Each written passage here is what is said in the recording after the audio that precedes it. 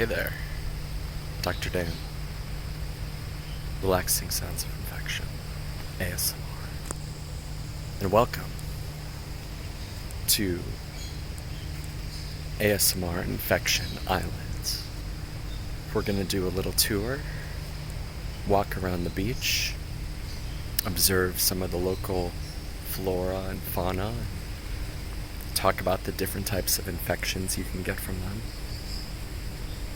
Heck, maybe I'll even make the case for universal vaccination and universal preventative healthcare. All while we enjoy the wonderful sounds of the ocean waves and relaxing breezes. Come on, let's go for a walk.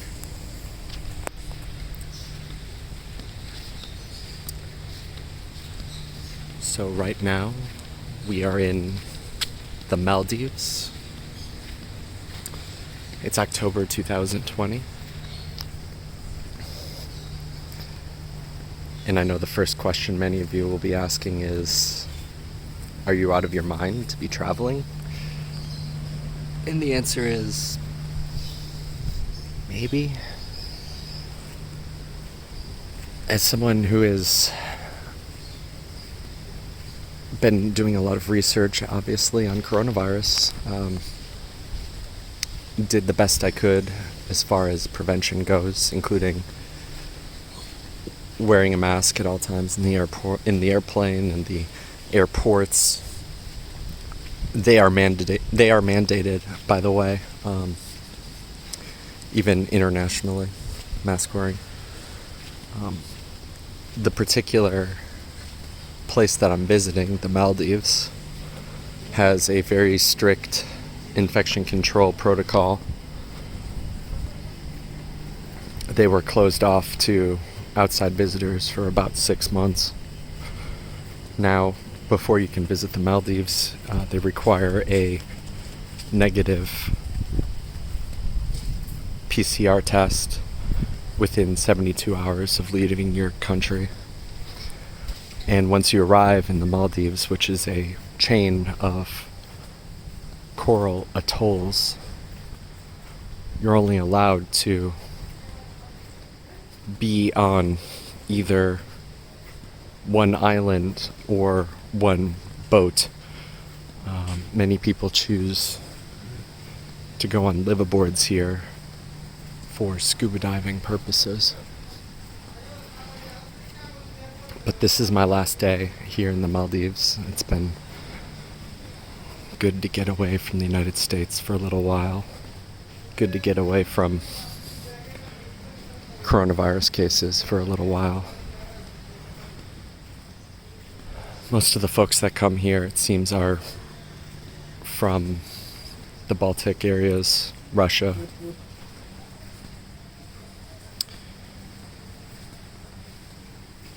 I've seen a lot of interesting animal species here, including the flying fox species of bats. I haven't seen any today,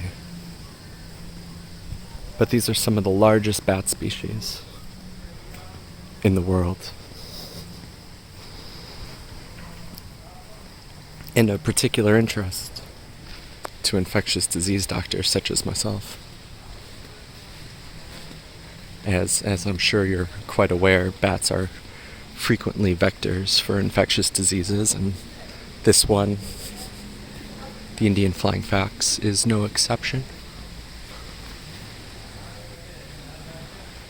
I'm just looking up in the trees to see if I can find any today. The Indian flying fox being the vector for Nipah virus, a highly fatal encephalitis with little treatment options available. And it's often acquired through drinking raw date palm sap that a bat has urinated into. Over here, you can see some of the Beautiful island birds. Hello.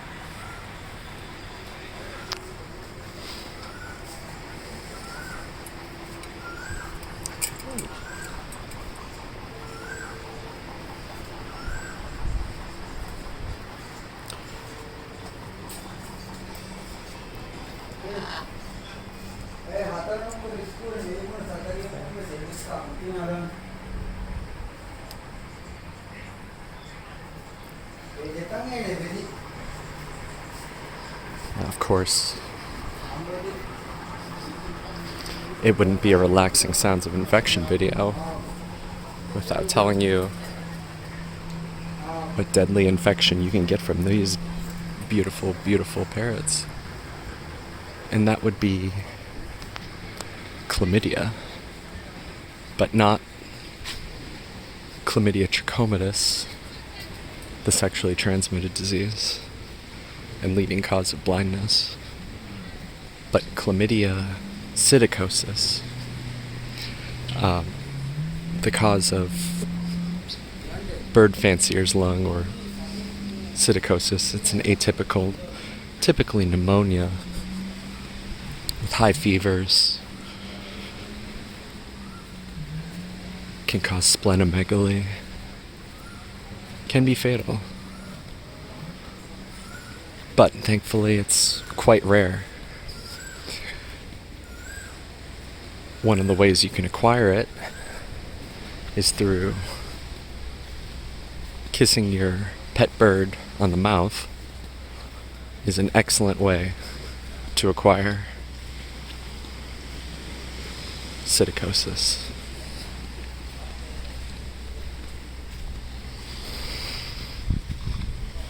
It's not a common disease,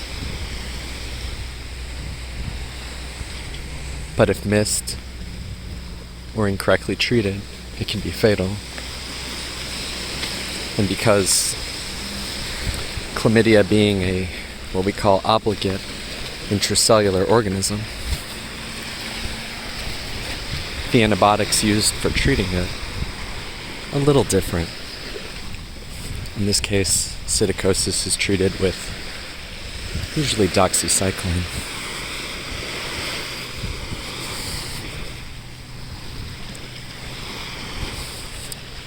It's more a disease of infectious disease boards than it is of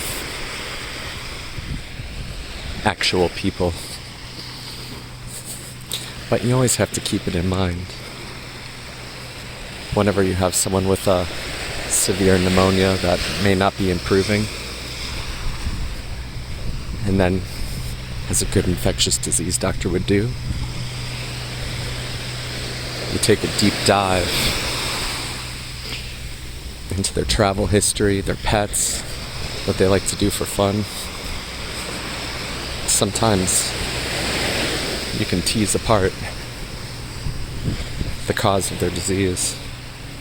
They may say, "Oh, I'm a collector of exotic birds. I have a lot of them in my tiny apartment.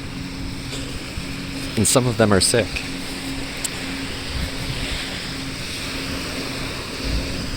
And then you start them on appropriate treatment, and you're the smartest doctor in the hospital. So it's been a relaxing 7 days here. I've done a lot of scuba diving. Yesterday was amazing. We went out to the Manta Point, where manta rays come in what's called cleaning stations. And these are areas where the manta rays congregate in smaller fish called cleaning wrasse. Will come up to the manta rays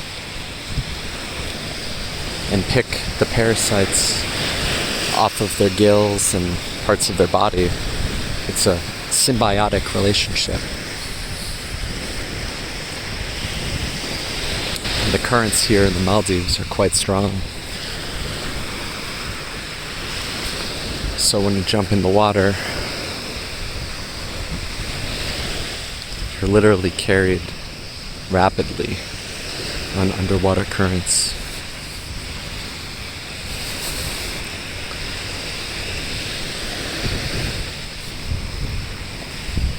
And when it comes to these manta rays, if you're not careful, you can quickly pass them by because of the currents. So what you have to do is find a rock or a piece of dead coral, essentially get close and hang on. And then the manta rays will see your bubbles, get curious, come right up to you. It's a really special experience. On other dives, I saw the biggest spotted moray eels I've ever seen. And other large rays and sharks. Right here on the beach, if we're lucky, we may see a black-tip reef shark. I've seen about 20 at this point, just snorkeling nearby the beach. The black-tip reef shark will come right into the shallows.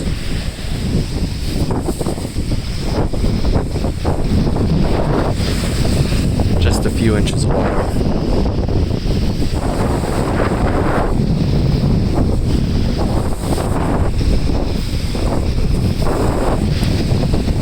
Talk about universal vaccination and universal preventative health care while you drift off to sleep.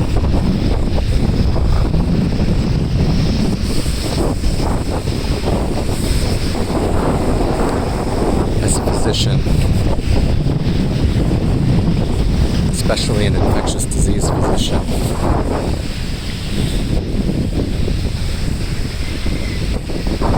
we're scholars of history. And the large reason I went into infectious diseases is because history is shaped by infectious diseases. Civilizations destroyed or raised by diseases like the bubonic plague, yellow fever, malaria. More than any commander or general or president, infectious disease shape our society. But in the last century, we've started to claw back control from these diseases and have already eradicated or nearly eradicated several diseases that once plagued us. Smallpox has been eradicated, and polio very nearly eradicated. But polio brings to mind a good example of why we will likely need not only cheap or free access to coronavirus vaccination, but likely mandatory global vaccination. There's still many questions that have to be answered at this time regarding coronavirus vaccination, such as which of the vaccine candidates will make it to market, what will their availability be like, How many doses will they require? Will they require boosters or annual doses if the virus types shift? Or will the vaccine protect against multiple types? And how long will the protection last? Many questions are still left to be answered. But I am optimistic and hopeful this is a virus we'll end up being on top of and having control over. But regarding polio, when Jonas Salk developed the polio vaccination, he didn't sell it to the world. He gave it to the world, even though it would have made him millions of dollars, if not more. He felt it was his duty, especially since polio was often a disease of children and caused lifetime disability. He felt it was his duty to give the vaccine to the people and have universal vaccination globally, because he understood the importance of universal vaccination in ending the epidemic. And we're well over 50 years at this point. Oh, there's one of the bats.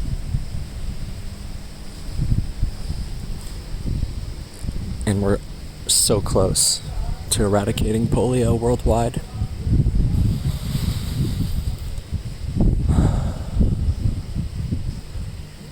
The pockets of disease tend to be in places with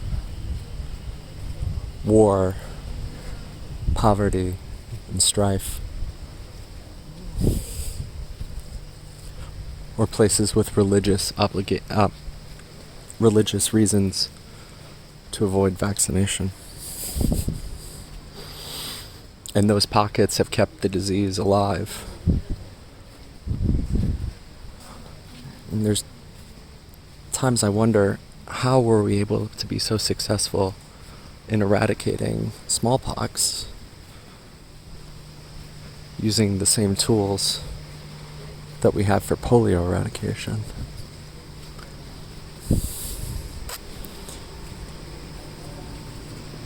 But through efforts from organizations like WHO, we get closer and closer to finally ending polio.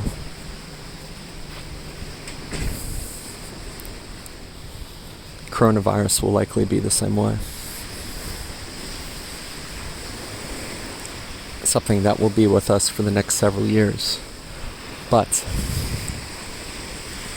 if we globally and rapidly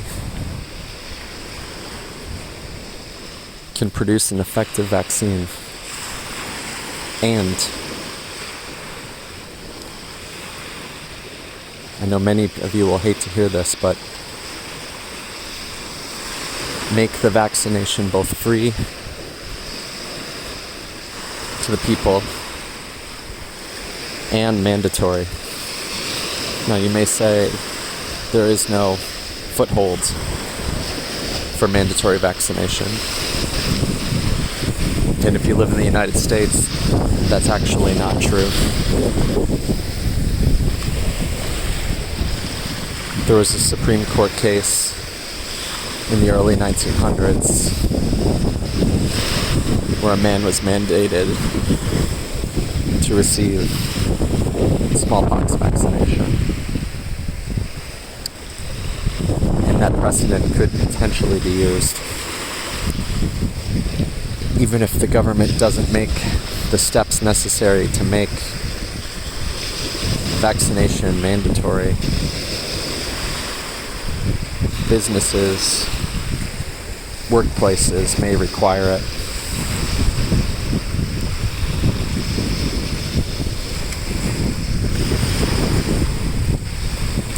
And the first step to this is you make the vaccination available.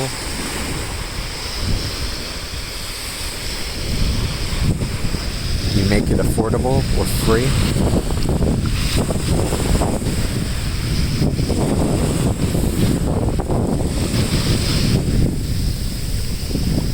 And the manufacturers,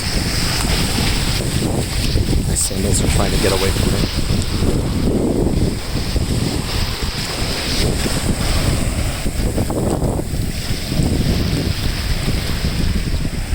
There we go.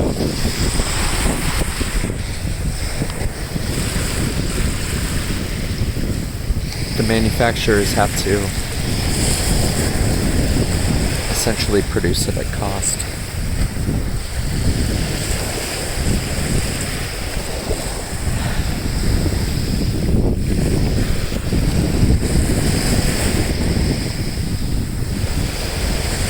It's beautiful today.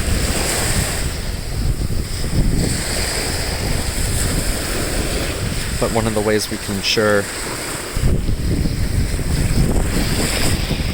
access not just to coronavirus vaccination, but other types of vaccination, like influenza vaccination, childhood necessary vaccinations, is to have universal preventative health care. And I believe this is a completely essential service that is both good and cost effective, and substantially would improve quality of life and lifespans in this country.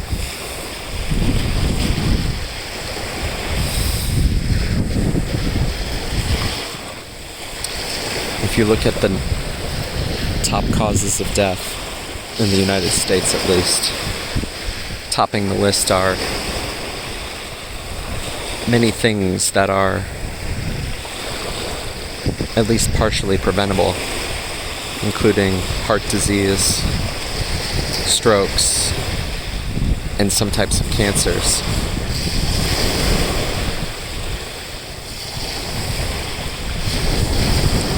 Oftentimes, some of these complications, like heart attacks and strokes, are secondary complications of infectious diseases like influenza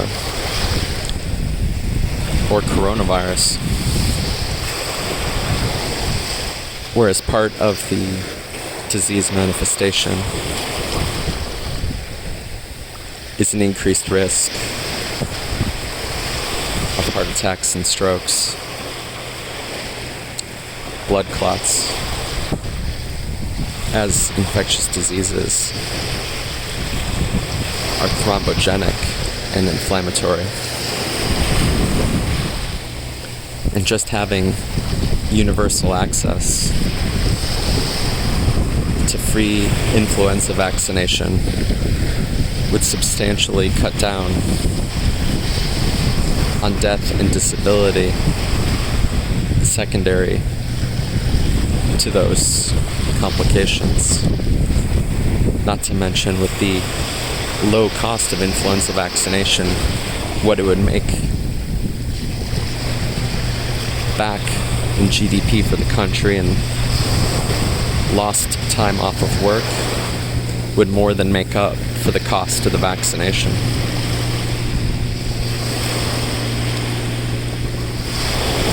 If we move down to our number 2 cause of death, cancer, again, because I'm an infectious disease doctor and I think of everything in terms of infectious diseases, there are certainly infectious disease causes of cancer.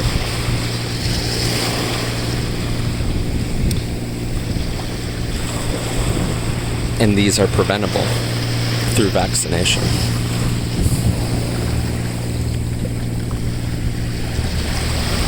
The first that comes to mind, of course, is cervical cancer,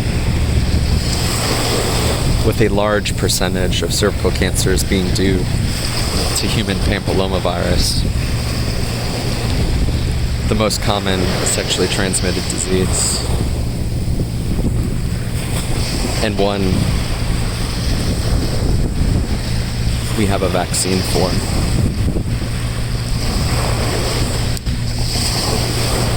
And the vaccination is highly effective against the virus types that cause cervical cancer.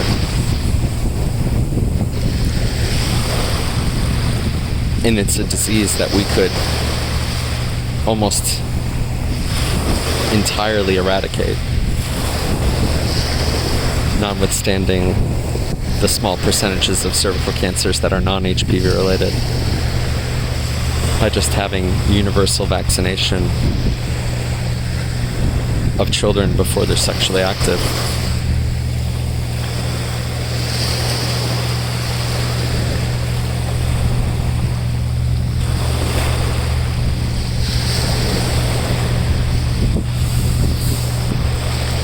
Even outside the world of vaccinations, the United States healthcare system is set up to be reactionary, and reactionary healthcare is incredibly expensive. Reactionary healthcare being, we only see a doctor or go into a hospital when something serious has happened, a heart attack or a stroke. And unfortunately at that time, not only is the cost of healthcare very expensive, but your chances of recovery are diminished, versus if that individual had just been receiving regular preventative healthcare visits, which would have identified in their predispositions for things like heart attacks and strokes, and started them on appropriate and cost-effective medication. Like blood pressure medication or lipid-lowering therapy.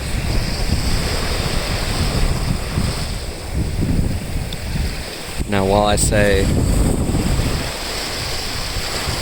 universal healthcare, I do think that is a difficult but doable proposition for this country. And universal preventative healthcare, i.e.,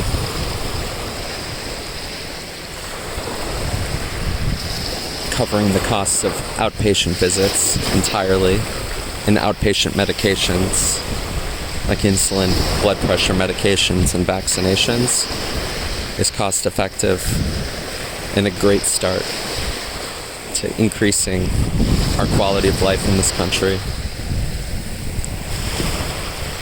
Many of the problems that we currently face, such as disparities in outcomes, healthcare, and economic for minorities and women, you have to start with the cornerstone of healthcare equity.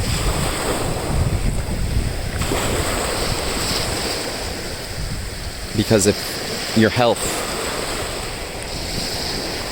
is not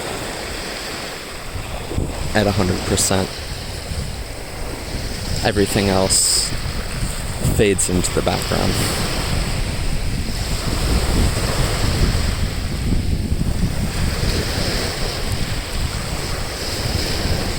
Healthcare equity, I believe, is the cornerstone of social justice.